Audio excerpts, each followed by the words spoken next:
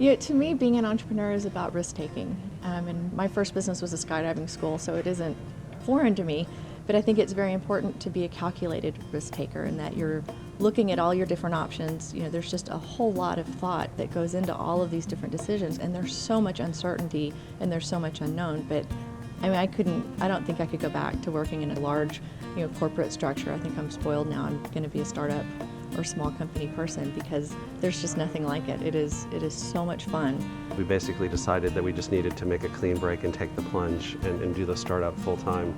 In retrospect, I think that was absolutely what we had to do. I think if you try to just say, I'm going to work a couple hours a week on my startup, you're never really going to get there. My name is Mary Haskett, and I'm the co-founder of Tactical Information Systems, and we're a young Austin-based startup that's developed a platform for biometric matching in the cloud. That means we can do fingerprint, palm print, iris, and face matching, and we're developing products based on this platform. I'm Kilpatrick, and I'm the technical co-founder for Tactical Information Systems. I'm responsible for all of our technology, developing it, architecting it, making sure all of our systems work for our customers.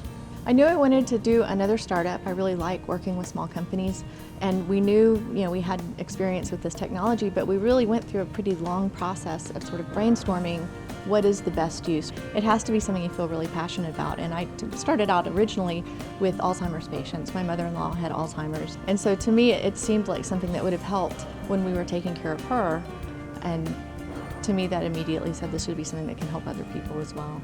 The first product we're launching is called Wander ID, and it's an identification system for at-risk individuals. So our first target is special needs children or Alzheimer's patients, senior citizens with dementia, people who can't reliably identify themselves in case of emergency.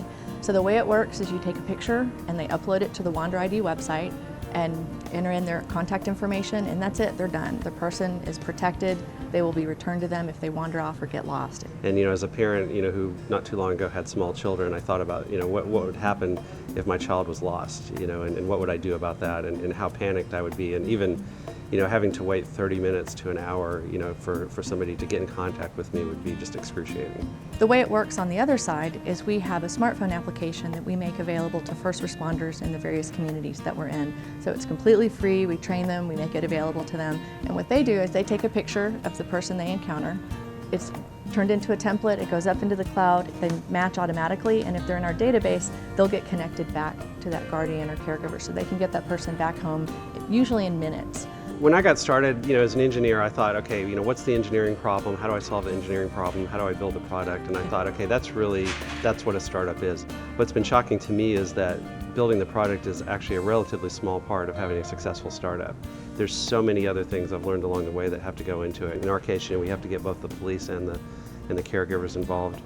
There's just been an enormous amount of work that has nothing to do with the technology. I've heard people say to me, I can't believe you're doing a startup in this economy. And I think there's sort of this illusion of security and job security that was probably true 20 years ago or 30 years ago. I don't believe that's true anymore, and there's really not much job security in a regular job. The nice thing about being a startup is you see all the disasters coming. In a regular job, you don't see them until they're on top of you.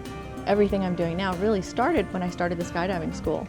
And I learned it was a great business incubator because we learned, I didn't think of myself as a business owner, I was a skydiver, but we negotiated contracts and did all of these things. And yes, you have failures, but part of the lesson is that when you fail, the only failure is if you stop.